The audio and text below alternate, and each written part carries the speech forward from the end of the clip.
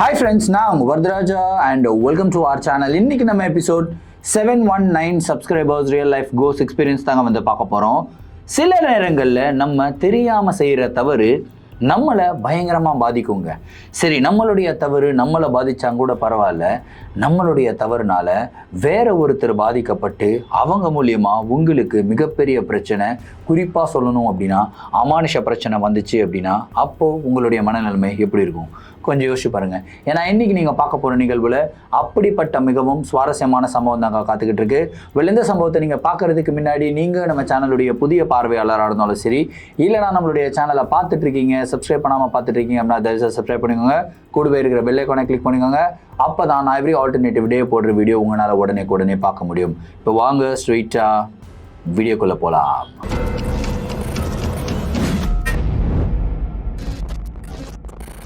இந்த ஒரு நிகழ்வை நம்மளுக்கு சென்னையிலிருந்து ஸ்வப்னா அப்படின்ற ஒரு சப்ஸ்கிரைபர் மெயில் பண்ணி விட்டுருக்காங்க. இந்த ஒரு அமானுஷமான நிகழ்வு அவங்களுக்கு 2 வருடத்துக்கு முன்னாடி நடந்ததாகவும், ஸோ இந்த நிகழ்வை பற்றி நினைச்சாலே எனக்கு இது வரைக்குமே வயிறெல்லாம் கலக்குது ப்ரோ. ஏன்னா என்னுடைய வாழ்க்கையில் செய்த மிகப்பெரிய தவறே இதுதான். ஸோ தெரியாமல் இந்த ஒரு தவறு செஞ்சுட்டேன், இந்த தவறுக்கு மன்னிப்பு கிடைக்குமா அப்படின்னு சொல்லி டெய்லியும் இது வரைக்கும் நான் கோயில் போயிட்டு வந்துட்டு இருக்கேன் அப்படின்னு சொல்லியிருக்காங்க. சரி, அப்படி என்ன பண்ணாங்க? சரி, கதையுடைய ஸ்டார்ட்லேருந்தே வர ஆரம்பிப்போமே. ஸ்வப்னா வந்து பார்த்தீங்கன்னா ஒரு ஒர்க்கிங் ஐடி ப்ரொஃபஷனலுங்க. ஐடி கம்பெனியில் ஒர்க் பண்ணிக்கிட்டு இருக்காங்க. அவங்களுக்கு நிறைய செட் ஆஃப் ஃப்ரெண்ட்ஸ் இருக்காங்க. பட் ஆனால் அவங்களுக்கு இந்த பார்ட்டி போகிறது, ஃபன் பண்ணுறது, பப்பு போகிறது, டிஸ்க் போகிறது, இந்த மாதிரி எதுவுமே அவங்களுக்கு பிடிக்காதுங்க. அவங்களுடைய ஃபேமிலிலையும் வந்து பார்த்திங்கன்னா ரொம்பவும் ஸ்ட்ரிக்டான ஒரு ஃபேமிலி. ஸோ பெண்கள்னால் ஒரு விதமான கட்டுப்பாடோடு இருக்கணும் அப்படின்னு சொல்லி அவங்களுடைய ஃபேமிலியில் கட்டுப்பாடாக வளர்த்துட்டு இருந்தாங்க ஸ்வப்னாவை. ஸோ அவங்களுக்கு அதே மாதிரி ஒரு லைஃப் ஸ்டைல் வந்து பொருந்திருச்சுன்னு சொல்லலாம். ஆனால் என்னதான் அந்த மாதிரி ஒரு லைஃப் ஸ்டைலுக்குள்ளே இருந்தாலும் ஒரு பர்சனுக்குமே வந்து பார்த்திங்கன்னா அவங்களுடைய ஆள் மனசில் ஏதோ ஒரு சில ஆசைகள் இருக்குங்க. அப்படி தான் ஸ்வப்னாவுடைய மனசுலையும் நிறையா ஆசைகள் இருந்தது. அதாவது நிறையா பேர் கூட ஜாலியாக பேசணும், பெரிய ஃப்ரெண்ட் சர்க்கிள் வேணும், முகமே தெரியாத ஆட்கள் கிட்ட நம்ம ஃப்ரீயாக பழகலாம், ஃப்ரீயாக பேசலாம். ஆனால் நம்மளுக்கு தெரிஞ்ச ஆட்கள், பரிச்சயமான ஆட்கள், அவங்கக்கிட்ட வந்து நம்மளால் ஃப்ரீயாக பேச முடியாது. நம்ம யார் அப்படின்றத வந்து நம்மளால் காட்டிக்க முடியாது. ஏன்னா நம்மளுடைய ஆள் மனசில் என்ன தோணும் அப்படின்னா, நம்மளை பற்றி ஏதாவது ஒரு ஜட்ஜ்மெண்ட் வச்சுப்பாங்களோ, நான் நல்லவே இல்லை அப்படின்னு நினச்சிருவாங்களோ அப்படின்ற ஒரு தாட் அவங்களுடைய மனசில் இருக்கும் இல்லையா? அப்படி தான் ஸ்வப்னாவுடைய மனசுலையும் இருந்தது. ஸோ புதுசாக வேறு யாருக்கிட்டையாவது போய் பேசுகிறதுக்கு பயம். ஏன்னா இவங்க ரொம்ப இன்ட்ரோவர்ட், யாருக்கிட்டையும் போயிட்டு அவ்வளோ சீக்கிரமாக பேசிட மாட்டாங்க. இதுக்காகவே இவங்க வந்து பார்த்திங்கன்னா இன்ஸ்டாகிராம் அக்கௌண்ட் ஒன்று, இந்த டூப்ளிகேட் அக்கௌண்ட்டெல்லாம் வச்சுருப்பாங்க இல்லையா, போகஸ் அக்கௌண்ட், அந்த மாதிரி ஒரு அக்கௌண்ட் ஓப்பன் பண்ணுறாங்க. ஃபோட்டோ கிட்டோ எதுவுமே போடுறது கிடையாது. ஆனால் அதில் வந்து அவங்க என்னென்ன மாதிரி வீடியோஸ் பார்க்கணுன்னு ஆசைப்படுறாங்களோ அந்த வீடியோஸ் மட்டும் பார்ப்பாங்க. அதுக்கப்புறம் ஒரு சில அக்கௌண்ட்டு இல்லை ஒரு சில பர்சன்ஸ்க்கு வந்து பார்த்திங்கன்னா இன்ஸ்டாகிராம் மூலியமாக டிஎம் பண்ணுறது, இந்த மாதிரி ஒரு சில வேலைகள் பண்ணிக்கிட்டு இருந்தாங்க. பட் அவங்க எதுவுமே ஓவர் போர்டாக போயிட்டு தவறுதலாக எந்த ஒரு மெசேஜோ, தவறுதலாக எந்த ஒரு கமெண்ட்டோ யாருக்கும் பண்ணதே இல்லை அப்படின்னு சொல்லியிருக்காங்க. ஸோ இவங்களுடைய ஃப்ரெண்ட்ஸ் வந்து பார்த்திங்கன்னா ஒரு நாள் ஆஃபீஸில் பேசிக்கிட்டு இருந்திருக்காங்க. இந்த மாதிரி ஒமக்லே அப்படின்னு சொல்லப்படுற ஒரு சாஃப்ட்வேர் இருக்குது, உங்களுக்கு எல்லாரும் தெரிஞ்சிருக்கும். ஸோ அது வந்து பார்த்திங்கன்னா ஃபேஸ் காட்டி வீடியோவில் பேசுவாங்க, இன்னொரு பர்சன் கிட்ட தான் வந்து பேசுவாங்க. ஆனால் பேசப்படுற பர்சன் வந்து எந்த ஊர்லேருந்து எந்த நாட்டிலேருந்து வராங்கன்னெலாம் தெரியாது. ஜஸ்ட் ஸ்வைப் பண்ணால் வந்து ஆட்டோமேட்டிக்காக வந்து கேன்சல் ஆகிடும், இல்லைனா அவங்கக்கிட்ட பேசலாம், பிடிச்சா பேசலாம் அப்படின்ற மாதிரி ஒரு வெப்சைட்டு. ஸோ அதை பற்றி வந்து அவங்களுடைய ஃப்ரெண்ட் சர்க்கிளில் வந்து பேசிக்கிட்டு இருக்காங்க ஆஃபீஸில். இவங்க லஞ்சு சாப்பிட்டுக்கிட்டே அந்த ஒரு பேச்சை கேட்டுட்டதுக்கப்புறம் இப்படி ஒரு சாஃப்ட்வேர் இருக்கா, சரி நம்ம போய் ட்ரை பண்ணுவோம் அப்படின்னு சொல்லிட்டு இவங்க அந்த ஒமேக்லே சாஃப்ட்வேரை இன்ஸ்டால் பண்ணுறாங்க. இவங்களுக்கான ஒரு ஐடியை க்ரியேட் பண்ணிவிட்டு அந்த ஐடியில் வந்து பார்த்திங்கன்னா மாஸ்க் போட்டுட்டு தான் இவங்க பேசுகிறாங்க. ஏன்னா என்னதான் அது ஒரு ஒமேக்லே சாஃப்ட்வேராக இருந்தாலும் நம்மளுடைய ஐடென்டிட்டி வந்து ப்ரைவேட்டாகவே இருக்கட்டும்னு சொல்லி மாஸ்க் போட்டு தான் பேசிக்கிட்டு இருக்காங்க. ஆரம்பம் 1 மாதங்க ரொம்ப என்ஜாய் பண்ணுறாங்க. ஏன்னா யாரோ தெரியல வராங்க, பேசுகிறாங்க, மனம் விட்டு பேசுகிறாங்க, கொஞ்சம் டர்ட்டி டாக்ஸும் பேசுகிறாங்க, கொஞ்சம் ஜாலியாகவும் பேசுகிறாங்க, கொஞ்சம் ஃப்ளர்ட் பண்ணுறாங்க. யார் என்ன நினச்சிக்க போகிறாங்க அப்படின்ற ஒரு பயமே இல்லாமல் இவங்க வந்து பார்த்திங்கன்னா பேசுகிறாங்க. ஸோ இந்த ஒரு விஷயம் இவங்களுக்கு ரொம்ப பிடிச்சிருக்குங்க. அப்படி 1 மாதம் போயிட்டதுக்கப்புறம் வந்து பார்த்திங்கன்னா இவங்க கொஞ்சம் கொஞ்சமாக வந்து கம்ஃபர்டபுள் ஆகிட்டு, சரி நல்ல பசங்க வந்தால் மட்டும் அவங்கக்கிட்ட பேசலாம், அந்த ஸ்மார்ட்டான பாய்ஸ்லாம் வருவாங்க இல்லையா, அவங்கக்கிட்ட பேசலாம் அப்படின்னு சொல்லி பேசிக்கிட்டே இருக்காங்க. அதில் அஷ்ரஃப் அப்படின்ற ஒரு பையன் வந்து வரான். அந்த பையன் பார்க்குறதுக்கு அப்படியே ரித்திக் ரோஷன் மாதிரி இருக்காங்க. வேறு லெவலுங்க. என்னடா இந்த நார்த் இந்தியனாக இருப்பானோ, எங்கேயாவது காஷ்மீரில் இருக்கிற பையனோ அப்படின்னு சொல்லி, நீ எங்கேருந்து பேசுகிற அப்படின்னு சொல்லி கேட்கும்போது, இந்த மாதிரி நான் மடிப்பாக்கம்ல இருந்து தான் பேசுகிறேன் அப்படின்னு வந்து சொல்கிறான். இந்த மடிப்பாக்கம் அப்படின்னா இவங்களுக்கு ஷாக் ஆகிடுச்சு. என்னப்பா நீ சென்னை பையனா அப்படி? ஆமாம்மா சென்னையில் தான். அஷ்ரஃப்னு நேம் இருக்குது. ஆமாம் எங்கள் பூர்வீகமே வந்து பார்த்திங்கன்னா சென்னை தான். நான் மடிப்பாக்கம் ஏரியாவில் தான் நான் வந்து ஸ்டே பண்ணிகிட்ருக்கேன். ரொம்ப வருஷமாக இங்கே தான் இருக்கும். எனக்கு வந்து ரொம்ப இன்ட்ரோவர்ட்டான பர்சன். நான் யாருக்கிட்டையும் வந்து அவ்வளோ சீக்கிரம் வந்து போய் பேச மாட்டேன். அதனால் உங்களை பார்த்த உடனே எனக்கு ரொம்ப பிடிச்சிருச்சு. என்னமோ தெரில, ஒரு கனெக்ட் இருக்கிற மாதிரி இருக்குது. உங்ககிட்ட நான் பேசிக்கிட்டு இருக்கேன் அப்படின்னு வந்து அந்த பையன் சொல்கிறான். உடனே ஸ்வப்னா வந்து பார்த்திங்கன்னா அந்த மாஸ்க் போட்டு தான் அவங்ககிட்ட டெய்லியும் வந்து கான்வர்சேஷன் வச்சுக்க ஆரம்பிக்கிறாங்க. கிட்டத்தட்ட ஒரு 20 நாள் வந்து நல்ல கான்வர்சேஷன் வச்சுக்கிறாங்க. 2 பேரும் ஒரு நல்ல ஃப்ரெண்ட்ஸாகவே ஆகிடுறாங்க. 20 நாள் கழிச்சு அந்த பையன் கேட்குறான், இந்த மாதிரி மாஸ்க் போட்டே பேசிக்கிட்டு இருக்கீங்க பாருங்கள், நான் வந்து மாஸ்க் இல்லாமல் தான் பேசுகிறேன். நீங்கள் மாஸ்க் போட்டே பேசிக்கிட்டு இருந்தீங்கன்னா எப்படி உங்களுடைய முகம் எப்படி இருக்குன்னு எனக்கு எப்படி தெரியும்? எனக்கு அந்த கனெக்ட் வந்து 100% இல்லை. ஸோ உங்களுடைய மாஸ்க்கை ரிமூவ் பண்ணுறீங்களா அப்படின்னு சொல்லி கேட்குறான். அதுக்கு அவங்க சொல்கிறாங்க, இல்லைப்பா மாஸ்கெல்லாம் ரிமூவ் பண்ண முடியாது, ஒரு ப்ரைவசி ரீசன்ஸ்க்காக நான் இப்படி தான் இருப்பேன் அப்படின்னு. சரி உங்களுடைய இன்ஸ்டாகிராம் ஐடி ஏதாவது இருந்தால் கொடுங்க, நான் அதில் ஃபாலோ பண்ணுறேன். நான் எதுவும் வந்து தப்பாலாம் பேச மாட்டேன், நான் அந்த மாதிரி தப்பான ஆளும் கிடையாது. நான் உமைகளே வர்றதே உங்ககிட்ட பேசுறதுக்காக மட்டும்தான், வேறு யாரு கூடயும் நான் இது வரைக்கும் கனெக்ட் ஆனதே கிடையாது அப்படின்றான். என்னடா இந்த பையன் எப்படி சொல்கிறானேன்னு சொல்லிட்டு சரி அப்படின்னு சொல்லி இவங்களுடைய ஓன் இன்ஸ்டாகிராம் ஐடியை வந்து கொடுக்குறாங்க. கொடுத்த உடனே அந்த பையன் வரான். அடுத்த செகண்ட் இவங்களுடைய இன்ஸ்டாகிராம் ஐடியில் வந்து ஒரு ஃபாலோவர் இன்க்ரீஸ் ஆகுறாங்க. ரிக்வெஸ்ட் வருது, ஃபாலோவர் ரிக்வெஸ்ட், ப்ரைவேட் அக்கௌண்ட்டை வச்சுருக்காங்க. ரிக்வெஸ்ட்டை அக்செப்ட் பண்ணுறாங்க. பார்த்தா அந்த பையன் வந்து இவங்களுடைய அழகை பார்த்து ரொம்ப என்ன சொல்கிறது விழுந்துடுறான்னு சொல்லலாம். அவ்வளோ அளவுக்கு அழகாக இருக்கீங்க அப்படின்னு சொல்லிட்டு அந்த பையன் வந்து கொஞ்சம் ஜாலியாக பேச ஆரம்பிக்கிறான். இந்த மாதிரி அழகான பெண்ணை என்னுடைய வாழ்க்கையில் நான் பார்த்ததே கிடையாது. இந்த மாதிரி அழகான பெண்கள் கிட்ட நான் பேசுவேனா அப்படின்றதே எனக்கு ஒரு மிகப்பெரிய சந்தேகமாக இருந்தது. தேங்க்யூ ஸோ மச், நீங்கள் எனக்கு கிடைச்ச தேவதை அப்படி இப்படின்னு வந்து புகழ ஆரம்பிக்கிறான். இப்போ ஸ்வப்னாவுக்கு வந்து கொஞ்சம் லைட்டாக இரிட்டேட்டிங்காக இருக்குது. என்னடா இது வரைக்கும் வந்து முகம் தெரியாமல் இருந்தது, இப்போது என்கிட்ட இன்ஸ்டாகிராம் ஐடியை கொடுத்தது தப்பாக போயிருச்சோ அப்படின்னு சொல்லி யோசிக்கிறாங்க. அதுக்கப்புறம் வந்து பார்த்திங்கன்னா அப்படியே உமைகளில் மட்டும் அவங்ககிட்ட பேசுகிறாங்க. அவனும் இன்ஸ்டாகிராமில் நிறையா மெசேஜஸ் அனுப்புகிறான், கால் பண்ணுறான். எதுக்குமே இவங்க ரெஸ்பாண்ட் பண்ணலை. கொஞ்ச நாள் கழித்து என்ன பண்ணுறாங்கன்னா இது கொஞ்சம் இரிட்டேட்டிங் ஆகிட்டு அந்த பர்சன்கிட்டயே உமைகளில் பேசுகிறத அவாய்ட் பண்ணிடுறாங்க. அதுக்கப்புறம் அவன் இன்ஸ்டாகிராமில் வந்து பார்த்திங்கன்னா நிறைய மெசேஜஸ், லவ் பாம்பிங் அப்படின்னு வந்து சொல்லுவாங்க. இந்த மாதிரி உங்களை எனக்கு ரொம்ப பிடிச்சிருக்கு, உங்களை நான் லவ் பண்ணுறேன்னு நினைக்கிறேன், உங்ககிட்ட பேசாமல் என்னால் இருக்க முடியல அப்படி இப்படின்னு சொல்லிட்டு ஒரு நாளைக்கு 20-30 மெசேஜ் அனுப்பிச்சிக்கிட்டு இருக்கான். இந்த விஷயம் எல்லாமே வந்து பார்த்திங்கன்னா இவங்களுக்கு இரிட்டேட்டிங்காக இருக்குது. பட் இருந்தாலுமே அவங்களுக்கு ரொம்ப பிடிச்சிருக்கு. ஏன்னா அட்டென்ஷன் அப்படின்றது ஒரு போதை அப்படின்னு சொல்லலாம். ஒருத்தர் வந்து நம்ம மேலே இவ்வளோ அட்டென்டிவாக இருக்காங்க அப்படின்னா ஓகே அடுத்து அவங்க என்ன பேச போகிறாங்க அப்படின்ற ஒரு க்யூரியாசிட்டி எல்லாருடைய மனிதனுடைய மனசுலேயும் வரும். அப்படிப்பட்ட ஒரு க்யூரியாசிட்டி தான் ஸ்வப்னாவுக்கும் வந்திருக்கு. அப்படியே இவங்க வந்து அந்த பர்சன் கிட்ட, அஷ்ரஃப் கிட்ட இன்னும் கொஞ்சம் பேச ஆரம்பிக்கிறாங்க. உமைகளில் பேசுகிறாங்க, இன்ஸ்டாகிராமில் ஆடியோ கால்ஸ் எல்லாமே பண்ணிக்கிட்டு இருக்காங்க. இதுக்கு நடுவில் வந்து பார்த்திங்கன்னா அவங்க ஆஃபீஸில் சிவா அப்படின்ற ஒரு பையன் வந்து ஜாயின் பண்ணுறான். செம்ம ஸ்மார்ட். அஷ்ரஃப் இருக்கான் இல்லையா, அஷ்ரஃப் மாதிரியே ஸ்மார்ட்டுங்க. அஷ்ரஃப் வந்து மடிப்பாக்கத்தில் இருக்கான். ஸ்வப்னா இருக்கிறது வந்து பார்த்திங்கன்னா அம்பத்தூரில். எனி சான்ஸ் கிடையாது இவங்க அம்பத்தூர்லேருந்து மடிப்பாக்கம் வர்றதுக்கு, சரிங்களா? ஸோ அஷ்ரஃபை மீட் பண்ணவே முடியாது அப்படின்றது இவங்களுக்கு தெரியும். ஆனால் இந்த பையன், இந்த சிவா அப்படின்ற பையன் வந்து அம்பத்தூரில் தான் இருக்கான். 2 பேரும் ஒரே ஆஃபீஸில் ஒர்க் பண்ணுறாங்க. சரி எப்படியாவது அந்த பையன்கிட்ட பேசணுமே அப்படின்னு சொல்லி இவங்க முயற்சி பண்ணுறாங்க. அந்த பையன் வந்து பார்த்திங்கன்னா ரொம்ப ஜாலியான கேரக்டர், எல்லாருக்கிட்டையும் நல்லா சகஜமாக பேசுகிற பையன். ஸ்வப்னா வந்து தயங்கி நிற்கிறத பார்த்த உடனே அந்த பையனே வந்து பேசுகிறான். என்னாச்சு ஸ்வப்னா, ஏதாவது பேசணுமா அப்படின்னு சொல்லி கேட்குறான். உடனே இவங்க வந்து பேச ஆரம்பிக்கிறாங்க. 2 பேருக்குள்ளே ஒரு கான்வர்சேஷன் நடக்க ஆரம்பிக்குது. நல்லா ஜாலியாக போய்கிட்டு இருக்கு இவங்களுடைய ஃப்ரெண்ட்ஷிப்பு. அப்படியே ஸ்வப்னா வந்து ஒன் சைடடாக அந்த பையனை வந்து லவ் பண்ண ஆரம்பிக்கிறாங்க. ஸோ இந்த இடத்துல ஒரு ட்ரையாங்கிள் லவ் ஸ்டோரி. இந்த அஷ்ரஃப் பையன் வந்து ஸ்வப்னாவை லவ் பண்ணுறான். ஆனால் ஸ்வப்னாவுக்கு அஷ்ரஃபை ஃப்ரெண்டாக தான் பிடிச்சிருக்கு. ஸ்வப்னா வந்து பார்த்திங்கன்னா சிவாவை லவ் பண்ணுறாப்புல. ஆனால் சிவாவுக்கு ஸ்வப்னா லவ் பண்ணுறதே தெரியாது. சிவா இது வரைக்குமே ஓப்பன் தான், யாரை லவ் பண்ணுறாருன்னெலாம் தெரியல. இப்படிப்பட்ட ஒரு ட்ரையாங்கிள் லவ் ஸ்டோரி கிட்டத்தட்ட ஒரு 4 மாதத்துக்கு போய்கிட்டே இருக்கு. இது மாதிரி போய்கிட்டே இருக்கும்போது இந்த அஷ்ரஃப்ன்ற பையன் லவ் பாம்பிங் ஆல்ரெடி பண்ணிக்கிட்டு இருக்கான்னு சொன்னேன் இல்லையா, அந்த மாதிரி நிறையா மெசேஜஸ் பண்ண ஒரு நாள் என்ன ஆச்சுன்னா ஸ்வப்னாவும் சிவாவும் வெளியே போயிருக்காங்க படத்துக்கு. அந்த அஷ்ரஃப் பையன் பாட்டு மெசேஜ் அனுப்பிச்சினே இருக்கான். ரொம்ப இரிட்டேட் ஆகிட்டு என்ன பண்ணுறாங்கன்னா, இதுக்கப்புறம் எனக்கு மெசேஜ் பண்ணாத அப்படின்னு சொல்லிட்டு திட்டிட்டு இவங்க வந்து பார்த்திங்கன்னா அஷ்ரஃபை பிளாக் பண்ணிடுறாங்க. உமைகளிலேயோ வந்து இவங்க போகவே இல்லை. அதுக்கப்புறம் இவங்களும் சிவாவும் நிறையா வெளியே போகிறாங்க ஆரம்பிக்கிறாங்க. 2 பேரும் வந்து லவ் பண்ண ஆரம்பிக்கிறாங்க. அதுக்கப்புறம் ஜாலியாக சுற்ற ஆரம்பிக்கிறாங்க. கிட்டத்தட்ட ஒரு 6 மாதம் எந்த விதமான ஒரு பிரச்சனையும் இல்லாமல் ஜாலியாக அவங்களுடைய லைஃப்பை என்ஜாய் பண்ணுறாங்க. 6 மாதம் கழிச்சு ஸ்வப்னாவும் சிவாவும் ஒரு படத்துக்கு போயிருக்காங்க, ஒரு மிகப்பெரிய மல்டிப்ளெக்ஸுக்கு போயிருக்காங்க.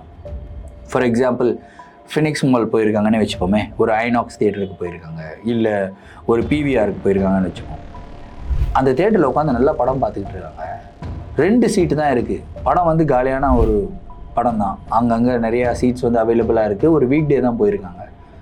இவங்க 2 பேர் தான் ஒரே ஒரு ரோலை ஃபுல்லாக இவங்க 2 பேர் மட்டும் தான் உட்காந்துட்டு இருக்காங்க. ஸ்வப்னா அப்படியே வந்து சிவாவுடைய கையை பிடிச்சி பேசிக்கிட்டே இருக்கும்போது பட்டுன்னு வந்து பார்த்திங்கன்னா ஸ்வப்னாவுடைய கையை பிடிச்சி யாரோ சர்றன்னு இழுக்கிறாங்க தியேட்டருக்குள்ளே. அந்த இடத்துல இவங்க ஷாக் ஆகுறாங்க. இவங்க ஷாக் ஆகிறத விட சிவா ரொம்ப ஷாக் ஆகுறாரு. ஏய் ஸ்வப்னா, கையை தானே பிடிச்சிக்கிட்டு இருந்தேன், ஏன் டப்புன்னு கையை இழுக்கிறேன்? ஏய் நான் கையை இழுக்கவே இல்லைடா, யாரும் என்னோட கையை பிடிச்சி இழுக்கிறாங்க. அவர் திரும்பி பார்க்குறாரு, பார்த்தா பின் சீட்லேயும் யாரும் இல்லை. இந்த என்டையர் ரோலை இவங்க 2 பேர் மட்டும் தான் உட்காந்துக்கிட்டு இருக்காங்க. முன்னாடி இருக்கிற ரோலையும் யாரும் இல்லை. அவருக்கு கோபம் வருது, என்ன பொய் சொல்கிறியா, இங்கே யாருமே கிடையாது, அப்படி இருக்கும்போது யார் உன்னுடைய கையை பிடிச்சி இழுத்துருக்க முடியும்? உண்மையிலேயே சொல்கிறேன்டா, நான் உன் கையை தானே பிடிச்சிக்கிட்டு இருந்தேன், நான் ஏன்டா உன்னை கையை எடுக்க போகிறேன், என் கையை பிடிச்சி யாரோ உண்மையாகவே இழுத்தாங்க. இல்லை நீ பொய் சொல்கிற அப்படின்னு சொல்லிட்டு ஒரு கான்வர்சேஷன். அந்த இடத்துல ஒரு சண்டை வருது. அந்த சண்டையில் ஸ்வப்னா வந்து ஒரு விஷயத்தை ஃபீல் பண்ணுறாங்க. இவங்க பக்கத்தில் யாரோ உட்காந்துக்கிட்டு இருக்க மாதிரியே ஒரு ஃபீல் இவங்களுக்கு வருது. இவங்க சண்டை போடுறத பார்த்து யாரோ ரசிச்சுக்கிட்டு இருக்காங்க அப்படின்ற ஒரு தாட்டும் இவங்களுக்கு வருது. இவங்க சுற்றி முற்றி பார்க்குறாங்க, பார்த்தா யாரும் கிடையாது. அழுதுகிட்டே இவங்க வந்து வீட்டுக்கு வராங்க. வீட்டில் இவங்களுடைய ரூம் டோரை வந்து க்ளோஸ் பண்ணிவிட்டு உள்ளே உட்காந்து அழுகுறாங்க. சிவாவுக்கு வந்து கால் பண்ணிக்கிட்டே இருக்காங்க. அவர் செம கோவத்தில் இருக்கார், காலை டிஸ்கனெக்ட் பண்ணிக்கிட்டே இருக்கார். அதே டைமில் இவங்க பெட்டில் உட்காந்துக்கிட்டு இருக்காங்க இல்லையா, இவங்க பக்கத்தில் யாரோ வந்து உட்கார்ற ஃபீல் லிட்ரலாக இவங்களுக்கு தெரிஞ்சுதுங்க. தனியாக ரூமுக்குள்ளே இருக்கும்போது இவங்களுடைய பெட்டில் இவங்க பக்கத்தில் யார் வந்து இருக்க முடியும்? டோரும் லாக் ஆகிருக்கு, யாரும் டோரை ஓப்பன் பண்ணலை. அப்போ யார் வந்து உட்காந்துது? அப்படியே இவங்களுடைய ஹார்ட் பீட் எல்லாம் டப் டப் டப் டப்னு அடிக்க ஆரம்பிக்குது. அப்படியே பார்க்குறாங்க, இவங்களுக்கு கிளியராக தெரியுது இவங்களை தவிர இவங்களுடைய ரூமில் வேறு யாரோ இருக்காங்க அப்படின்ற ஒரு ஃபீல் மட்டும் இவங்களுக்கு தெரியுது. அப்படியே பக்கத்தில் பெட்டை பார்க்குறாங்க. உண்மையிலேயே யாராவது ஒரு பெட்டு மேலே உட்காந்தா பெட்டு வந்து அமுங்கும் இல்லையா, எக்ஸாக்டாக ஸ்வப்னாவுக்கு பக்கத்தில் இருக்கிற இடம் ஒரு பர்சன் உட்காந்து இருக்கிற மாதிரி பெட்டு அமுங்கியிருக்கு. அதை பார்த்த உடனே கத்துறாங்க. ஆனால் இவங்களுடைய சவுண்டு வெளியே வரவே இல்லை. யாரோ இவங்களுடைய வாயை பொத்துறது வந்து கிளியராக இவங்களுக்கு தெரியுது, ஃபீல் பண்ணுறாங்க. ஆனால் இவங்களுடைய கண்களுக்கு எதுவுமே தெரியல. அழுகுறாங்க, கண்ணீர் வந்துக்கிட்டே இருக்குது. அந்த டைமில் யாரோ இவங்களுடைய கண்ணீரை இப்படி தொடச்சி விடுறது லிட்ரலாக இவங்க ஃபீல் பண்ணியிருக்காங்க. இப்படியெல்லாம் நடந்ததுக்கப்புறம் அவங்க வந்து பார்த்திங்கன்னா ஒரு மாதிரி டென்ஷன் ஆகிட்டு வெக்ஸ் ஆகிட்டு அப்படியே வெளியே ஓடுறாங்க. அவங்க அம்மா கூட போய் உட்காந்து பேச ஆரம்பிக்கிறாங்க. அவங்க அம்மா கேட்குறாங்க, என்னடி ஆச்சு, என்ன பிரச்சனை? ஏதாவது? இல்லைம்மா, எதுவும் இல்லைம்மா, சொல்லலை, இந்த மாதிரிலாம் நடக்குது, நான் இந்த மாதிரி என்னோடய பாய் ஃப்ரெண்ட் கூட நான் தியேட்டருக்கு போனேன், எப்படி சொல்ல முடியும்? இவங்களும் ரொம்பவும் ஒரு மாதிரி கன்சர்வேட்டிவ் ஃபேமிலின்னு சொல்லலாம். ஸோ அவங்க வந்து ஒத்துக்க மாட்டாங்க, இந்த லவ் எல்லாம் அவங்களுக்கு பிடிக்காது. ஸோ அம்மா கிட்ட பொறுமையாக சொல்லிக்கலாம் அப்படின்னு சொல்லி தான் இருந்தாங்க. எதுவுமே இல்லைம்மா, உங்ககிட்ட கொஞ்சம் நேரம் உட்காந்து பேசணும் போல் இருந்தது. என்னடி நீ வர ரொம்ப டிஃப்ரெண்ட்டாக பண்ணிக்கிட்டு இருக்க, திடீர்னு ரொம்ப சந்தோஷமாக இருக்க, திடீர்னு இந்த மாதிரி சோகமாக இருக்க, சரி வா உட்காந்து பேசலாம்னு சொல்லி கொஞ்ச நேரம் உட்காந்து பேசுகிறாங்க. அதுக்கப்புறம் எந்த விதமான பிரச்சனையும் இல்லை, நார்மலாக போய்கிட்டே இருக்குது. ஒரு 2-3 நாளில் சிவாவும் ஸ்வப்னாவும் திரும்பியும் வந்து பேச ஆரம்பிக்கிறாங்க. இவங்க 2 பேருக்குள்ளே இருக்கிற சண்டை வந்து பார்த்திங்கன்னா சால்வ் ஆகிடுச்சு. ஆப்வியஸாக சால்வ் ஆகிடும் இல்லையா. 2 பேரும் ஆஃபீஸில் உட்காந்து லஞ்சு சாப்பிட்டுக்கிட்டே இருக்காங்க. ஸ்வப்னா வந்து சப்பாத்தி எடுத்துகிட்டு வருவாங்களாம். சப்பாத்தி இந்த வெண்டைக்காய் பொரியல் வீட்டில் சூப்பராக செய்வாங்களாம். அந்த மாதிரி வெண்டைக்காய் பொரியல்லாம் பண்ணி எடுத்து வந்து அவருக்கும் ரொம்ப பிடிக்குமா. அந்த வெண்டைக்காய் ஃப்ரை ஆயில் பண்ணி அப்படியே டர்ன்னு ஃபுல்லாக அப்படியே கிறிஸ்பியாக ஃப்ரை பண்ணுவாங்க இல்லையா, அந்த மாதிரி அதை வந்து எடுத்து இவருக்கு ஊட்டி விடுறாங்க சிவாவுக்கு. அவர் சிவா அப்படியே வாயை திறக்கிறாரு. கரெக்டாக ஸ்வப்னா வந்து கையை வாய் பக்கத்தில் எடுத்துகிட்டு போகும்போது யாரோ பட்டுன்னு கையை தட்டி விடுறாங்க. அப்படியே சப்பாத்தி வந்து கீழே விழுகுது. ஆனால் அங்கே பார்க்குறதுக்கு எப்படி இருந்தது அப்படின்னா, வாய் பக்கத்தில் எடுத்துன்னு போயிட்டு நம்மளே இப்படி தூக்கி போட்டால் எப்படி இருக்கும், அந்த மாதிரி ஒரு ரியாக்ஷன் தான் ஸ்வப்னா கொடுத்த மாதிரி சிவா ஃபீல் பண்ணிக்கிறாங்க.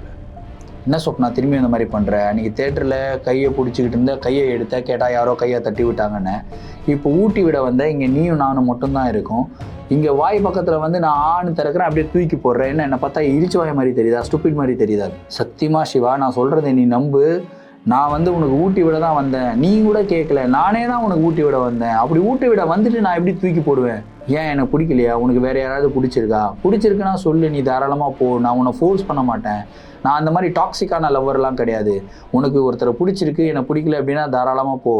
இல்லை சிவா நான் உன்னை தான் ரொம்ப லவ் பண்ணுறேன், இரு திரும்பியும் நான் ஊட்டி விட்றேன் அப்படின்னு சொல்லிட்டு திரும்பியும் ஒரு சப்பாத்தி எடுத்து திரும்பியும் வெண்டைக்காய் எடுத்து திரும்பி எடுத்து வராங்க வாய் பக்கத்தில் வந்து அவரும் வாயை திறந்துட்டாரு. வாய்க்குள்ளே கையை விட்டு பட்டுன்னு வந்து பார்த்திங்கன்னா திரும்பி தூக்கி போடுறாங்க வெளியே. செம்ம டென்ஷன் ஆகுமா ஆகாதான்? செம்ம டென்ஷன் ஆகிட்டார் சிவா. இல்லை இது சரிப்பட்டு வராது, கொஞ்ச நாள் நம்ம பேசாமல் இருக்கிறதே நல்லதுன்னு நினைக்கிறேன், நீ உன்னுடைய பிஹேவியர்ஸ் எதுவுமே சரியில்லை அப்படின்னு சொல்லிட்டு அவர் கோவமாக எழுந்து போயிடுறாரு. சொப்னா ஆஃபீஸ் ரூமில் அந்த கேபினில் தனியாக உட்காந்து அழுதுகிட்டு இருக்காங்க. அதே மாதிரி அவங்க வீட்டில் எப்படி ஃபீல் பண்ணாங்களோ எக்ஸாக்டாக அதே மாதிரி இங்கேயும் அவங்க ஃபீல் பண்ணுறாங்க. இவங்க அழுதுகிட்டு இருக்கும்போது இவங்களுடைய தோலை யாரோ தட்டி கொடுக்குற மாதிரியும் இவங்களுடைய கண்ணீரை யாரோ தொடச்சி விடுற மாதிரியும் ஃபீல் பண்ணுறாங்க. லிட்டரலாக இவங்களுக்கு தெரிஞ்சிருச்சு இவங்களை சுற்றி ஏதோ ஒன்று நடக்குது, ஆனால் என்ன நடக்குதுன்றது தெரியல. அது உண்மையிலேயே நடக்குதா, இல்லை அமானுஷமா, இல்லை வேற ஏதாவதா, யார்கிட்ட அதை பற்றி சொல்லுவாங்க? யாருமே நம்ப மாட்டாங்க. யார்கிட்ட போய் சொன்னாலும் என்ன நினைப்பாங்க, இந்த பொண்ணுக்கு பைத்தியம் பிடிச்சிருச்சு அப்படின்னு தான் நினைப்பாங்க. லிட்டரலாக நடக்கிற இன்சிடென்ட்லாம் அப்படி தான் நடந்துக்கிட்டு இருக்கு. அதுக்கப்புறம் சரி இதெல்லாம் விட்டுருவோம், நம்ம ஃபோனில் மட்டும் பேசுவோம் சிவா அப்படின்னு சொல்லிட்டு ஃபோனில் வந்து இவங்க கால் பண்ணுறாங்க. சிவா அட்டன் பண்ணுறாரு. சரி நான் ரொம்ப ரியாக்ட் பண்ணிட்டேன்னு நினைக்கிறேன், ஐம் வெரி சாரி, நீ ஏதோ ஒன்று சொல்ல தான் வர என்கிட்ட, உனக்கு ஏதோ ஒரு பிரச்சனை இருக்குன்றது தெரியுது, பட் அந்த பிரச்சனை என்னை சுற்றி மட்டும் இருக்குது, ஏன்னு தெரியல, இது வரைக்கும் அந்த மாதிரி எந்த விதமான பிரச்சனையும் இல்லை, ஆனால் இப்போது ரீசெண்டாக கடந்த 1 மாதமாக தான் இந்த பிரச்சனையெல்லாம் இருக்குது. ஏன்னா நார்மலாக நீ எப்பயுமே எனக்கு ஊட்டி விடுவேன், எப்பயுமே தேட்டருக்கு போவோம், 2 பேரும் கையை பிடிச்சி தான் உட்காந்து படம் பார்ப்போம், இதெல்லாமே ரெகுலராக நம்ம பண்ணுற விஷயம் தான், அப்போல்லாம் நீ பண்ணாமல் இப்போ வந்து பண்ணுறது தான் எனக்கு ரொம்ப மன வருத்தமாக இருக்குது அப்படின்னு சொல்லி சிவா பேசுகிறார். அதுக்கு இவங்களுமே சொல்கிறாங்க, இல்லை நான் உண்மையிலேயே சொல்கிறேன், சத்தியமாக நம்பு, நான் தனியாக இருக்கும்போதெல்லாம் என் கூட யாரோ இருக்கிற மாதிரி, அதுலேயும் குறிப்பாக நான் அழுதுகிட்டு இருந்தேன் அப்படின்னா என்னுடைய கண்ணீரை யாரோ தொடச்சி விடுறது லிட்டரலாக எனக்கு ஃபீல் ஆகுது, ஆனால் இது எப்படி சொல்கிறது, யாருக்கிட்ட சொல்கிறதுன்னு தெரியல, இது என்னன்னு எனக்கு தெரியல அப்படின்னு அழுகுறாங்க. இவங்க அழுகுறாங்க, அதே டைமில் அந்த விஷயத்தையும் ஃபீல் பண்ணுறாங்க, திரும்பியும் இவங்களுடைய கண்ணீரை யாரோ தொடச்சி விடுறதை ஃபீல் பண்ணுறாங்க. சிவா கிட்ட ஃபோன்லையும் சொல்கிறாங்க, சிவா நான் சொன்னேன் இல்லை சிவா, இந்த மாதிரி இப்போ அழுதுகிட்டு இருக்கடா, இப்போ கூட என்னுடைய கண்ணீரை யாரோ தொடச்சி விட்றாங்கடா, எனக்கு ரொம்ப பயமாக இருக்குடா அப்படின்னதுக்கப்புறம் சிவாவுக்கு புரிஞ்சிருச்சு ஏதோ ஒரு பிரச்சனை இங்கே இருக்குது, ஒரு அமானுஷ சக்தி மாதிரி இருக்குது அப்படின்னு சொல்லிட்டு அவர் வந்து சரி நான் என்னுடைய ஃப்ரெண்ட்ஸ் கிட்டலாம் நான் பேசி பார்க்குறேன் அப்படின்னு சொல்லி அவருடைய ஃப்ரெண்ட்ஸ் கிட்டலாம் பேசுகிறாரு. பேசுனதுக்கப்புறம் அவங்க வந்து இவங்களை வந்து ஒரு நல்ல இந்த பேய் ஓட்டுறவங்களாம் இருப்பாங்களே அவங்கக்கிட்ட கூட்டிகிட்டு போவோம் அப்படின்னு சொல்லிட்டு ஒரு பர்சன் கிட்ட வந்து கூட்டிகிட்டு போயிருக்காங்க, ஒரு சாமியார்னே சொல்லலாமே. அவர் வந்து பார்த்த உடனே என்னம்மா ஆச்சு, என்ன பிரச்சனைலாம் கேட்குறாரு. இல்லை அப்படின்னு, எனக்கு எந்த பிரச்சனையும் இல்லை, நான் நல்லா தான் இருக்கேன், ஆனால் அடிக்கடி என் கூடவே யாரோ இருக்கிற மாதிரி எனக்கு ஒரு ஃபீல் வருது அப்படின்றார். சரிம்மா நான் பார்க்குறேன் அப்படின்னு சொல்லிட்டு அவர் ஏதோ பண்ணுறாரு, பூஜை பண்ணுறேன், அதை பண்ணுறேன், இதை பண்ணுறேன்னு பண்ணுறாரு. அதுக்கப்புறம் இல்லைம்மா உன்னை சுற்றி எதுவுமே இல்லையாம்மா, நீ கம்ப்ளீட்டாக க்ளீனாக தான் இருக்க, உனக்கு எந்த பேயும் பிடிக்கல, நீ நல்லா தான் இருக்க. இல்லை நான் நல்லா இருக்கேன்னு எனக்கு தெரியுங்க, ஆனால் என்னை சுற்றி என்னென்னமோ நடக்குதுங்க, அதுதான் என்னென்னு தெரியல. இல்லை உண்மையிலேயே நீ நல்லா தான் இருக்க, உனக்கு எந்த பிரச்சனையும் இல்லை, நான் ஒரு தாயத்தை தரேன், அதை வந்து கட்டிக்கோ, உன் கூடயே எப்பயுமே அந்த தாயத்தை ஒரு சாமி ஃபோட்டோ ஒன்று கொடுத்துருக்காரு, பிள்ளையாரோட ஃபோட்டோ, இந்த ஃபோட்டோ வச்சுக்கோ, உனக்கு எந்த பிரச்சனையும் வராது, நீ போ அப்படின்ட்டு அந்த பிள்ளையார் ஃபோட்டோ வச்சுக்கிறாங்க. அடுத்த ஒரு 15-20 நாளைக்கு எந்த பிரச்சனையும் இல்லைங்க, ஏன்னா அந்த ஃபோட்டோ எப்பயுமே இவங்க கேரி பண்ணுறாங்க. ஒரு நாள் என்ன ஆகுதுன்னா இவங்களுடைய பர்த்டே வருது. பர்த்டேக்கு வந்து சிவா வந்து ஒரு ஹேண்ட்பேக் வந்து கிஃப்ட் பண்ணியிருக்காரு. ஸோ புது ஹேண்ட்பேக்கில் வந்து ஆட்டோமேட்டிக்காக நம்ம பழைய ஹேண்ட்பேக்கில் இருக்கிற எல்லா பொருள்களும் நம்ம வந்து எடுத்து வச்சுட்டு அதுக்கப்புறம் தான் புது ஹேண்ட்பேக் எடுத்துகிட்டு போவோம். சொன்னா அந்த மாதிரி வந்து எடுத்து வைக்கலாம் அப்படின்னு சொல்லி தான் யோசிச்சிருக்காங்க அன்றைக்கி நைட்டு. சரி நீங்கள் ரொம்ப டயர்டாக இருக்குது, நாளைக்கு காலையில் வந்து எல்லாத்தையும் எடுத்து வச்சுட்டு நாளையிலேருந்து புது ஹேண்ட்பேக் எடுத்துகிட்டு போகலாம் அப்படின்னு தான் உட்காந்துட்டு இருந்திருக்காங்க. ஆனால் அடுத்த நாள் ரொம்ப லேட்டாக எழுந்துக்கிறாங்க. இவங்களுடைய பர்த்டே நைட் அன்றைக்கி இவங்க தூங்குனது வந்து லிட்ரலாக இவங்களை யாரோ தாலாட்டு பாடி இவங்களுடைய தலையை வந்து அப்படியே முடியெல்லாம் கோதி விட்டு இவங்களை அப்படியே மடி மேலே படுக்க வச்சு தட்டிக்கிட்டே ஒரு குழந்தைய எப்படி தூங்க வைப்பாங்களோ அந்த மாதிரி யாரோ லிட்ரலாக இவங்களை தூங்க வச்சுருக்காங்க. அது வந்து இவங்க ஃபீல் பண்ணாங்க. ஃபீல் பண்ணிவிட்டு நல்லா தூங்கிடுறாங்க, டீப் ஸ்லீப். 11 மணிக்கு ஆஃபீஸில் இருக்கணும் அப்படின்னா இவங்க 10:15 வரைக்கும் தூங்குறாங்க. யோசிச்சு பாருங்கள். அதுக்கப்புறம் தடாபுடான்னு எழுந்து அவசர அவசரமாக கிளம்பி இவங்களுடைய புது ஹேண்ட்பேக்கை வந்து பார்த்திங்கன்னா எடுத்துகிட்டு போயிடுறாங்க. அந்த பிள்ளையார் ஃபோட்டோ வந்து பார்த்திங்கன்னா அந்த பழைய ஹேண்ட்பேக்லேயே விட்டுட்டு புது ஹேண்ட்பேக்கை எடுத்துகிட்டு போயிடுறாங்க. போன உடனே சிவாவை பார்க்குறாங்க. சிவா வந்து பைக்கில் வெயிட் பண்ணிக்கிட்டு இருக்காரு. வா லேட் ஆகிடுச்சு போகலாம் ஆஃபீஸுக்கு. ஏறி 2 பேரும் போய்கிட்டே இருக்காங்க. கரெக்டாக அந்த மெயின் ரோட்டில் போய்கிட்டு இருக்கும்போது அம்பத்தூர் மெயின் ரோட்டில் பட்டுன்னு இவங்களுடைய பைக்கை மோதுற மாதிரி ஒரு லாரி வந்து கிராஸ் ஆகுது. ரொம்ப கஷ்டப்பட்டு சமாளித்து சிவா என்ன பண்ணுறாருன்னா அப்படி ஓரமாக எடுத்துன்னு போயிடுறாரு. என்னடா இந்த லாரிக்காரன் எப்படி ஓடுறானே, இல்லை ஏதோ ஒன்று சகுனம் சரியில்லாத மாதிரியே இருக்குது, எனக்கு ஒன்றும் புரியல, சரிவா நம்ம ஒரு ஜூஸ் குடிச்சிட்டு போவோம் அப்படின்னு சொல்லிட்டு இறங்கி ஒரு ஜூஸை குடிக்கிறாங்க. அதுக்கப்புறம் திரும்பி அவங்க வந்து பைக்கை ஸ்டார்ட் பண்ணிவிட்டு கிளம்புறாங்க. அப்படியே போயிட்டே இருக்கும்போது ஒரு சந்து வந்து இப்படி திரும்புதுங்க. அந்த சந்தில் இவங்க திரும்பும்போது ஒரு ஷேர் ஆட்டோ சர்றன்னு செம்ம ஸ்பீடாக வந்து இவங்களை இடிக்கிற மாதிரி வருது. திரும்பியும் இவர் சமாளித்து என்ன பண்ணுறாருன்னா வண்டி எடுத்துன்னு போய் நிறுத்திடுறாரு. என்னது இது, 2வது தடவை ஆக்சிடென்ட் ஆகிற மாதிரி ஒரு ஃபீல் ஆகுது, இது எதுவுமே சரியாக படலையே சொப்னா, எனக்கும் ஒன்றும் புரியலடா, என்ன ஆச்சுன்னே தெரியல. சரி நம்ம இன்னைக்கு வேணாம், ஆஃபீஸ் போவோம், நான் லீவ் போட்டு நம்ம வீட்டுக்கு போயிடலாம்டா. சரி அதுதான் கரெக்டு, உன்னை வீட்டில் ட்ராப் பண்ணிடுறேன் அப்படின்னு சொல்லிட்டு திரும்ப வண்டியை எடுத்துகிட்டு அவருக்கு வராருங்க. ஸ்வப்னாவை வீட்டில் ட்ராப் பண்ணிவிட்டு அவர் கிளம்பிடுறாரு. கிளம்புன அடுத்த 3/4 மணி நேரத்தில் ஒரு ஃபோன் கால் வருது ஸ்வப்னாவுக்கு. இந்த மாதிரி சிவாவுக்கு ஆக்சிடெண்ட் ஆகிடுச்சு, ரொம்ப சீரியஸான கண்டிஷனில் அவரை வந்து ஹாஸ்பிட்டல் அட்மிட் பண்ணியிருக்காங்க. அதுக்கப்புறம் இவங்க தலை தெறிக்க ஓடுறாங்க ஹாஸ்பிட்டலுக்கு. போயிட்டு பார்த்தா ஐசியூவில் அட்மிட் பண்ணியிருக்காங்க.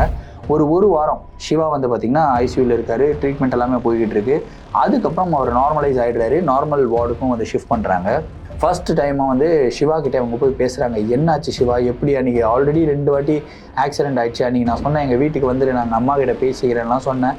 இல்லை நான் போயிட்டு வரேன், நான் பார்த்துப்பேன் அப்படின்னு சொல்லிட்டு தானே போனேன், எப்படி ஆச்சு அப்படின்னும்போது அப்போ தான் சிவா வந்து சொல்கிறப்பல, நான் அந்த மாதிரி வண்டியில் போய்கிட்டே இருந்தேன்டி, நல்லா காலியான ரோடு தான், யாருமே கிடையாது, ஒரு 50-60 கிலோமீட்டர் ஸ்பீடில் வந்து போய்கிட்டு இருப்பேன். பட்டுன்னு வந்து பார்த்தீங்கன்னா எங்கேருந்து வந்தானே தெரியல, ஒரு பையன் பார்க்குறதுக்கு ரித்திக் ரோஷன் மாதிரியே இருந்தான், பிங்க் கலர் சட்டை பிளாக் கலர் பேண்ட் போட்டுக்கிட்டு இருந்தான், பட்டுன்னு என் முன்னாடி வந்து நின்ட்டாண்டி. அவன் மேலே ஏற்றிட போகிறோமோ அப்படின்ற ஒரு பதட்டத்தில் தான் நான் சடன் பிரேக்கை போட்டேன். அப்படியே அவன் வண்டி ஸ்கிட் ஆகிடுச்சு, போய் கீழே விழுந்துட்டேன். ஹெல்மெட் போடாமல் போனதுனால தான் இவ்வளோ பிரச்சனை, ஹெல்மெட் போட்டிருந்தேன்னா பிரச்சனை கிடையாது. ஸோ கைஸ், வண்டி ஓட்டும் போது தயவுசெய்து ஹெல்மெட் போட்டு விட்டுங்க. இது மாதிரி சொன்னதுக்கப்புறம் இவங்களுக்கு ஏதோ ஒன்று ஸ்ட்ரைக் ஆகுது. என்னடா நீ சொல்கிற, பார்க்குறதுக்கு ரித்திக் ரோஷன் மாதிரி இருந்தானா? ஆமாம். பிங்க் கலர் சட்டை பிளாக் கலர் பேண்ட் போட்டிருந்தானா? அவனுடைய முகத்தில் லைட்டாக இப்படி பேர் தாடி ஏதாவது வளர்த்துருந்தானா? ஆமாம், அப்படி தான் இருந்தான். இவங்களுக்கு புரிஞ்சிருச்சு ஏதோ ஒன்று தவறாக நடக்குது. இது வந்து எக்ஸாக்டாக அந்த அஷ்ரஃப் அப்படின்ற பையன் இருக்கான் இல்லையா, அவனுடைய ஃபேஷியல் ஸ்ட்ரக்சரை அப்படியே எக்ஸ்பிளைன் பண்ணுற மாதிரி தான் இருக்குது. அவனுக்கும் இந்த பிங்க் கலர் சட்டைன்றது ரொம்ப பிடிக்கும், பிளாக் கலர் பேண்ட்டுன்றது ரொம்ப பிடிக்கும். எப்போ ஒமேக்லேயில் வந்து இவங்க கூட பேசினாலும் அந்த ஒரு ஷர்ட் அந்த ஒரு பேண்ட்டை போட்டு வந்து தான் பேசுவோம். ஸோ இவங்களுக்கு எங்கேயோ இடிக்குதே அப்படின்னு சொல்லிட்டு ஒரு சந்தேகத்தில் தான் இவங்க வீட்டுக்கு போகிறாங்க. வீட்டுக்கு போய் உட்காந்துக்கிட்டு இருக்கும்போது கொஞ்ச நேரம் கழித்து இவங்களுடைய ஃப்ரெண்டு வந்து வராங்க இவங்கள பார்க்குறது. என்னடி எப்படி இருக்கான் சிவா? நல்லா தான் இருக்கான். சரி, சிவாவை பற்றியே நீ கவலைப்படுறியே, அஷ்ரஃபுக்கு என்னாச்சுன்னு தெரியுமா அப்படின்றோம். அஷ்ரஃப் அப்படின்ற அந்த பேரை கேட்ட உடனே இவங்களுடைய முகமெல்லாம் மாறுது. உனக்கு எப்படி தெரியும் அஷ்ரஃப் அப்படின்னு? அஷ்ரஃப் ஒமேகலையில் என்கிட்டயும் பேசிக்கிட்டு இருந்தான். ஒரு வாட்டி சும்மா தான் நான் பேசினேன், அவன் பார்க்குறதுக்கு செம்ம ஸ்மார்ட்டாக இருந்தான். அவன் வந்து இல்லை நான் எனக்கு கேர்ள் ஃப்ரெண்ட் இருக்காங்க, நான் அவங்கள தவிர நான் வேறு யார்கிட்ட பேச மாட்டேன் அப்படின்னு சொல்லிட்டு நான் அவங்கள ஸ்கிப் பண்ண போகிறேன் அப்படின்னு சொன்னான். நான் ரொம்ப ஃபோர்ஸ் பண்ணி, இல்லைப்பா கேர்ள் ஃப்ரெண்ட் இருந்தால் பரவாயில்லப்பா, நான் என்னப்பா உன்னை லவ்வாக பண்ண சொல்கிறேன், சும்மா பேசு அப்படி இப்படின்னு சொல்லி பேசும்போது தான் இந்த மாதிரி உன் பேரை சொன்னான், ஸ்வப்னா அப்படின்னு சொன்னான். ஸ்வப்னான்னு சொன்ன உடனே என்னப்பா ஸ்வப்னான்னு சொல்கிற, அவங்க எப்படி இருப்பாங்கன்னா உன்னோட இன்ஸ்டாகிராம் ஐடியை வந்து சொன்னான். அதுக்கப்புறம் தான் நீ அப்படின்றத நான் கன்ஃபார்ம் பண்ணேன். ஆனால் உங்ககிட்ட நான் எவ்வளவோ நான் பேச முயற்சி பண்ணேன், ஆனால் அந்த அஷ்ரஃப் அப்படின்ற அந்த பையனோட பேரும் கூட நீ சொல்லலை. இதுலேருந்து எனக்கு தெரிஞ்சிருச்சு இந்த மாதிரி உனக்கு அந்த பையனை லவ் பண்ணுறதுக்கு உண்டான இன்டென்ஷனே கிடையாது, நீ ஜாலியாக ஃப்ரெண்ட்லியாக தான் பேசுகிறேன்னு எனக்கு புரிஞ்சிருச்சு. ஆனால் அந்த பையன் வந்து உன்னை ரொம்ப சின்சியராக லவ் பண்ண ஆரம்பிக்கிறான். அதுக்கப்புறம் தான் வந்து அந்த பையன்கிட்ட கொஞ்ச நாள் நான் பேசினேன், ஒமேக்லேயில் தான் பேசினேன். அவன் வந்து எப்போ பேசினாலும் உன்னை பற்றி தான் வந்து புகழ்வான், பாராட்டுவான், இந்த மாதிரிலாம் பேசிக்கிட்டு இருப்பான். ஆனால் ஒரு நாள் வந்து நீ இந்த சிவா கூட வெளியே போகும்போது உன்னை அவன் பார்த்துட்டு இருக்கான் போல இருக்கு, எங்கேயோ கோவத்தில் என்கிட்ட வந்து இந்த மாதிரி எல்லாம் பண்ணுறாங்க, அவங்க ஏன் இப்படி பண்ணுறாங்கலாம் கேட்டான். அப்போ தான் நான் சொன்னேன், இல்லை அந்த பையனை வந்து ஸ்வப்னா லவ் பண்ணுறான், உங்களை லவ் பண்ணல, உங்கள்கிட்ட அவள் ஃப்ரெண்டாக தான் பேசுகிறா அப்படின்னு சொன்னேன். பட் அவனால் அதை தாங்கிக்க முடியலையா என்னன்னு தெரியல, அதுக்கப்புறம் அவனுடைய உயிரை அவனே எடுத்துக்கிட்டான் அப்படின்ற ஒரு ஷாக்கிங்கான ஒரு நியூஸை சொல்கிறான். என்னடி நீ சொல்கிற, இது நடந்து எவ்வளோ நாள் ஆச்சு அப்படின்னு கேட்குறேன். எக்ஸாக்டாக ஒரு 1.5-2 மாதம் முன்னாடி தான் நடந்தது. அப்போ தான் இவங்களுக்கு எல்லா மேட்டரும் புரிய ஆரம்பிக்குது. இந்த 1.5-2 மாதத்திலிருந்து தான் இவங்க கூட இந்த மாதிரி அமானுஷமான நிகழ்வுகள் எல்லாம் நடக்க ஆரம்பிச்சு. ஸோ லிட்ரலாக இவங்க கூட தான் அந்த அஷ்ரஃபோடைய ஆன்மா இருக்குது. அந்த அஷ்ரஃபோட ஆன்மாவுக்கு பிடிக்காதது என்னன்னா, இவங்க சிவா கிட்ட பேசுறது பிடிக்கும். அதனால சிவாவை ஏதோ ஹார்ம் பண்ணணும் அப்படின்னு சொல்லி தான் அந்த அஷ்ரஃபோடைய ஆன்மா இந்த வேலையெல்லாம் பண்ணிக்கிட்டு இருக்கு. ஸோ லிட்டரலாக தெரிஞ்சிருச்சு இவங்களுக்கு இப்படிப்பட்ட ஒரு ஆன்மா இருக்குது. ஸோ தெரிஞ்சோ தெரியாமலோ அந்த பையனுடைய மறைவுக்கு நம்ம ஒரு காரணமாயிட்டோம் அப்படின்ற ஒரு கில்ட் இவங்களுடைய மனசில் ரொம்ப ஸ்ட்ராங்காக இருக்க ஆரம்பிச்சுது. அதுக்கப்புறம் இவங்களை பேய் ஓட்ட ஒருத்தர் வந்தாருன்னு சொன்னேன் இல்லையா, ஒருத்தர்கிட்ட கூப்பிட்டு போனாங்க. அவரையே போய் மீட் பண்ணுறாங்க, இந்த மேட்டரை வந்து சொல்கிறாங்க. இந்த மாதிரி நான் அவங்ககிட்ட எந்த விதமான ஆசை வார்த்தைகளும் பேசினதே கிடையாது, எப்படி ஒரு ஃப்ரெண்டுக்கிட்ட பேசணும் அந்த மாதிரி தான் நான் பேசினேன், ஆனால் அவன் வந்து தப்பாக நினச்சிக்கிட்டான் போல இருக்குது. ஸோ இந்த மாதிரி ஒரு தவறான விஷயம் நடந்துருச்சு அப்படின்னதுக்கப்புறம் அவர் வந்து பார்த்திங்கன்னா ஒரு சில பூஜைகள் பண்ணுறாரு.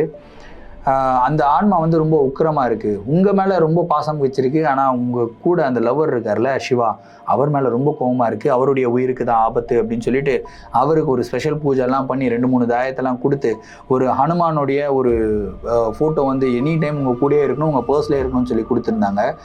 6 மாதம் நீங்கள் ஜாக்கிரதையாக இருக்கணும். 6 மாதம் இருந்துட்டீங்க அப்படின்னா அதுக்கப்புறம் எந்த பிரச்சனையும் இல்லை. அவங்க சொன்ன மாதிரியே 6 மாதம் வந்து அவர் ரொம்ப ஜாக்கிரதையாக இருந்திருக்காருங்க. அதுக்கப்புறம் இவங்களுக்கு படிப்படியாக அந்த அமானுஷத்தினால வர ஒரு சில விஷயங்கள் வந்து பார்த்திங்கன்னா படிப்படியாக நின்று போக ஆரம்பிச்சிது. ஸோ இவங்களுடைய லைஃப்பும் பேக் டு ட்ராக் ஆச்சு. அதுக்கப்புறம் 1 வருஷம் கழித்து ஸ்வப்னா இவங்களுடைய லவ் மேட்டர் வந்து வீட்டில் போய் சொன்னாங்க. அதுக்கப்புறம் அவங்க வீட்லேயும் ரொம்ப கஷ்டப்பட்டு பயங்கர போராட்டத்துக்கு பின் அந்த லவ்வை வந்து அக்செப்ட் பண்ணுறாங்க. இப்போது ஸ்வப்னாவும் சிவாவும் வந்து பார்த்திங்கன்னா திருமணம் பண்ணி ஹாப்பியான ஒரு லைஃப் வாழ்ந்து வராங்க. ஆனால் ஏதோ ஒரு இடத்துல நான் ஏதோ ஒரு தவறு பண்ணிட்டேனோ அப்படின்ற ஒரு மன அழுத்தம் எனக்குள்ளே இருந்துக்கிட்டே இருக்குது அப்படின்னு வந்து சொல்லியிருக்காங்க. ஸோ ஸ்வப்னாக்கிட்ட நான் என்ன சொல்லணும் அப்படின்னா, அவங்க வந்து அந்த பையன்கிட்ட பேசினாங்க, கரெக்டு, ஆசை வார்த்தைகள் எதுவும் பேசலை. பட் சம்டைம்ஸ் ஒருத்தர் யார்கிட்டையுமே பேசாமல் தனியாக இருந்துக்கிட்டு இருக்கும்போது ஒரு பர்சன் வந்து நம்ம மேலே கேர் காட்டுறாங்க அப்படின்னா கண்டிப்பாக அந்த பர்சன் நம்மளை லவ் பண்ணுறாங்க அப்படின்னு சொல்லி தான் நினைப்பாங்க.